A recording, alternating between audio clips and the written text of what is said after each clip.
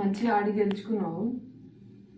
కానీ టాస్క్ అన్నప్పుడు మీరు కన్ఫెషన్ రూమ్ వెళ్ళినప్పుడు అది మీరు ముగ్గురే ఉన్నారు కదా, మీకే తెలియాల్సింది ఎట్లా సెలెక్ట్ చేసుకోవాలి, లేకపోతే ఎంత బర్డెన్ పడుతుంది అనేది.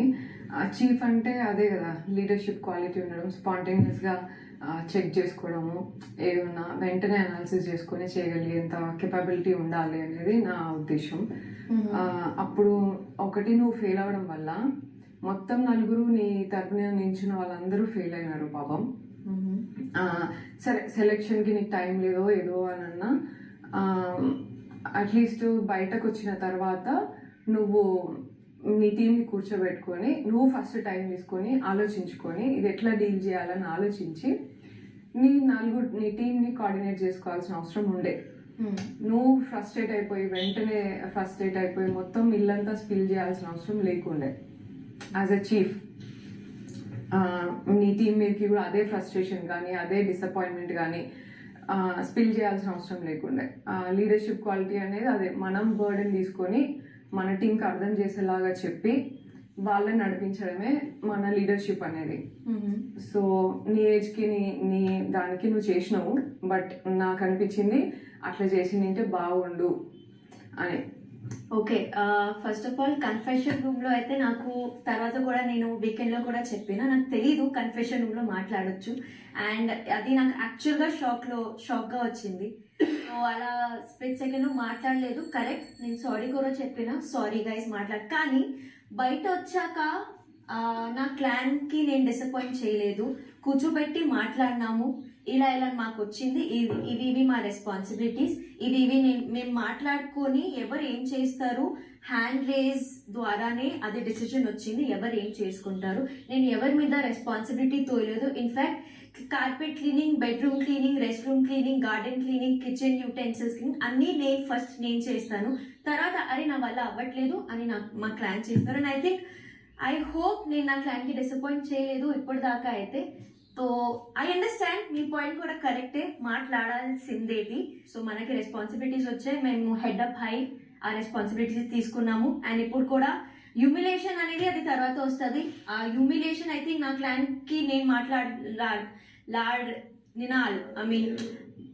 నేను నా క్లాన్ కి మాట్లాడాలని అవసరం లేదు. వాళ్ళు దే హ్యావ్ దేర్ వాయిసెస్. నేను ముందు కూడా అదే చెప్పిన, మీకు మీ వాయిసెస్ ఉంటాయి, మీరు మీ గురించి మాట్లాడొచ్చు అని నేను వదిలేసిన. బికాస్ ఒక పర్సన్ హ్యూమిలేట్ అయితే ఆ పర్సనే ఆ హ్యూమిలేషన్ ని తీసుకొని మాట్లాడాలి ముందుకి.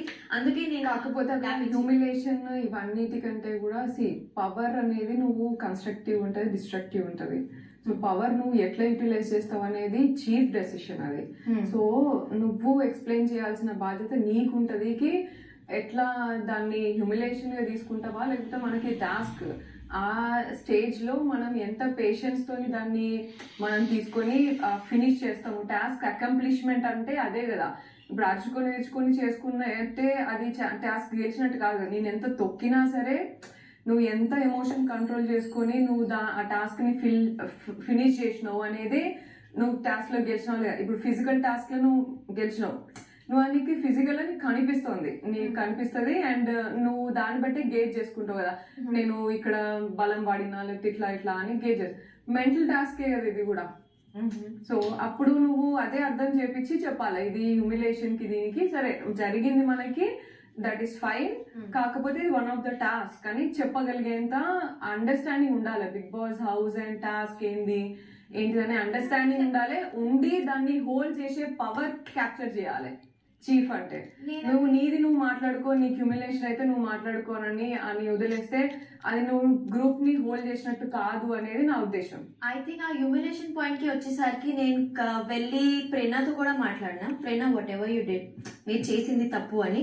ఒక్కసారి వెళ్ళి తప్ప కాదు, నేను నా తరపు నుంచి నా టీమ్ లో నేను ఏం చేసినా, నేను చీఫ్, నేను లక్ తో పోయినా, నేను వాళ్ళే సెలెక్ట్ చేసుకుంటూ పోయినా, అయినా సరే నేను ఏది అనుకుంటున్నా అది నాకు ఉంది. కానీ నేను బైండ్ అయి ఉన్నా, నేను దేనికైనా నేను బైండ్ అయి ఉంటా. అది బైండ్ చేసుకునేది రావాలి అని అంటున్నాను నేను. నువ్వు బైండ్ చేసుకోగలగాలి, నీ టీంని నువ్వు హోల్డ్ చేసుకోగలగాలి, ఆ కోఆర్డినేషన్ తేవగలగాలి, ఎక్స్ప్లెయిన్ చేయగలగాలి. మనకు వచ్చిన టాస్క్ ని అకంప్లిష్మెంట్ చేయాలని అంటే, కంప్లీట్ చేయాలని అంటే మనకు అంతే పేషెన్స్ ఉండాలి, అంతే రిసైలెన్స్ ఉండాలి, అగేన్స్ట్ పోయి చేసి అంత చేసేదేమో. This is part of task అన్నప్పుడు మనకి ఇవి వచ్చినాయి, ఇవి చేసి చూపిద్దాం అంతే. వాళ్ళు ఎట్లా చేసినా చేద్దాము అనేది ఉండాల్సింది అనేది నేను అనుకుంటున్నా. ఎందుకంటే అదే కదా, ఇప్పుడు మెంటల్ టాస్క్ అంటే ఏంటిది, ఇప్పుడు నీకు ఈ పని ఇస్తే నువ్వు దాన్ని ఎంత పేషెన్స్ తోని యాక్సెప్ట్ చేసి చేసినావు అనేదే కదా. కానీ దాంట్లోనే నువ్వు నీ ఈగోని, నీ పర్సనల్వి అన్ని బయటకు తీసుకొచ్చేస్తే ఇక టాస్క్ ఎట్లయితుంది అది. అదే వీళ్ళందరూ హ్యూమిలేషన్ అని, నన్ను సెల్ఫ్ ఇట్లా చేసినారని, పనులుగా ట్రీట్ చేసినారని, ఇవన్నీ చాలా గొడవలు వచ్చినాయి కదా ఇప్పుడు. అవన్నీ డిస్టర్బెన్సెస్ వచ్చినాయి కదా. అదంతా రాకుండా కూడా మీరు అకంప్లిష్ చేసి ఉండాల్సింది అని అంటున్నాను నేను. అది స్టార్ట్ చేసింది మీ క్లయింట్ తో. పవర్ వర్సెస్ పవర్ ఉన్నప్పుడు అర్థం చేసుకోవాలి అని అంటున్నా. పవర్ ఉందంటే ఏదైనా చేసుకోవచ్చా? నేను అంటలేను, నేను ఏదైనా చేసుకోవచ్చు కాదు. వాళ్ళు ఏది చేసినా మన అండర్స్టాండింగ్ మనకు ఉండాలి, దాన్ని ఎట్లా కంప్లీట్ చేయాలి అనేది ఉండాలి అని అంటున్నా. నాకు నిజంగా మేము మాట చాలా ఇష్టం, కానీ ఈ రోజు ఎందుకు నాకు అర్థం కావట్లేదు. మీరు ఆమె ఏమన్నదంటే సపోజ్ ఈమె మిస్టేక్ చేసింది, బట్ స్టిల్ ఆపోజిట్ సైడ్ నుంచి మీరు కూడా కూర్చొని చలో కంట్రోల్, మనం ఇది చేద్దాము, మనం మాట్లాడుకుని డెసిషన్ కొద్దాం, వాళ్ళ యాక్సిడెంట్ మనం అవ్వకుండా మనం కాదు ఆ టైప్. మాట్లాడేటప్పుడు మైక్ పట్టుకొని మాట్లాడండి. సో మీ టాస్క్ లా అండర్స్టాండింగ్ ఇంపార్టెంట్. ఏం టాస్క్ అది అనేది ఇంపార్టెంట్ కదా. మీకు ఇచ్చిన టాస్క్ పని చేయడానికి, అది నువ్వు ఎట్లా ఇచ్చినావు అనేది అనవసరం. ఆడ నువ్వు క్లీనింగ్ అంటే వాళ్ళు డస్ట్బిన్ నుంచి తీసిపెట్టిరా లేకపోతే ఏ నుంచి తీసిపెట్టినా నువ్వు క్లీనింగ్ చేయాల్సిందే కదా. చేశారు కానీ దానికి నువ్వు అరుచుకుంటూ ఇట్లా అంతా చేసుకుంటూ చేస్తే నువ్వు టాస్క్ కంప్లీట్ చేసినట్టు కాదు కదా. అది నేను అవ్వలేదు కదా. నువ్వు నీ క్లాన్ నువ్వు అంటేనే నీ క్లాన్ అంటే నువ్వే కదా. ఇంకా నువ్వు రిప్రజెంట్ చేస్తున్నావు కదా. నేను రిప్రజెంట్ చేస్తున్నా, అవును, కానీ అండ్ ఫస్ట్ రెస్పాన్సిబిలిటీ నీకే ఉంటది. వాళ్ళు హర్ట్ అయితే ఫస్ట్ రెస్పాన్సిబిలిటీ నీకే ఉంటది. టాస్క్ ఇది అర్థం చేసుకోండి అండ్ పేషెన్స్ తోని చేయండి, ఫినిష్ చేయండి. మన సైడ్ మనం పవర్ తెచ్చుకున్నప్పుడు మనం ఎట్లా బిహేవ్ చేస్తాం అనేది మనది. అది ఇప్పుడు మనకి ఇట్లుంది, యాక్సెప్ట్, అండర్స్టాండ్ అండ్ మనం ఎట్లా చేయాలనేది కోఆర్డినేషన్ తోని చేసేద్దాం అని అది తెప్పించాల్సిందే నీ డ్యూటీ అని నేను అంటాను. ఒక మాట నాకు చెప్పండి. సపోజ్ మీకు ఒక క్లాన్ ఉంది, ఒక క్లాన్ కి వేరే క్లాన్ కి క్లాన్ మెంబర్స్ కి ఏదో ఒకటి జరిగింది, మీరు ఆ రూమ్ లోనే లేరు, అది ఎప్పుడో జరిగింది. తర్వాత మీ క్లాన్ మెంబర్ మీకు వచ్చారే ఇలా జరిగింది అని కూడా చెప్పలేదు. కరెక్ట్ గా ఆ పాయింట్ హీటెడ్ ఆర్గ్యుమెంట్ టైంలో మీరు అక్కడ ఉన్నారు. అండ్ ఐ థింక్ అప్పుడు అభయ్ గారికి సీత గారికి ఎప్పుడు ఆర్గ్యుమెంట్ అయింది. నేను అప్పుడు మాట్లాడినా, ఇఫ్ కిచెన్ డిపార్ట్మెంట్ కి మీరు అడిగిండు కుక్ చేయొచ్చా అని, అలానే యూటెన్సిల్ డిపార్ట్మెంట్ కి కూడా అడగాలి క్లీనింగ్ చేయొచ్చా అని. నేను క్లీనింగ్ చేస్తాను, ఎందుకంటే కుకింగ్ చేసినప్పుడు క్లీనింగ్ కూడా ఉంటది. క్లీనింగ్ డిపార్ట్మెంట్ నాకు వచ్చి ఏం మాట్లాడలేదు, నేను అప్పుడు మాట్లాడినా. అండ్ కరెక్ట్ గా వీళ్ళకి నేను ఎందుకు వదలానంటే వీళ్ళకి ఒక పర్సనల్ ఈక్వేషన్ ఉంది. అందుకే ఆమెకి అది నచ్చలేదు. అన్న పిలిచేటప్పుడు అన్నయ్య అలా అరుస్తూ ఉంటే ఆమె తట్టుకోలేక అది చేసింది. And obviously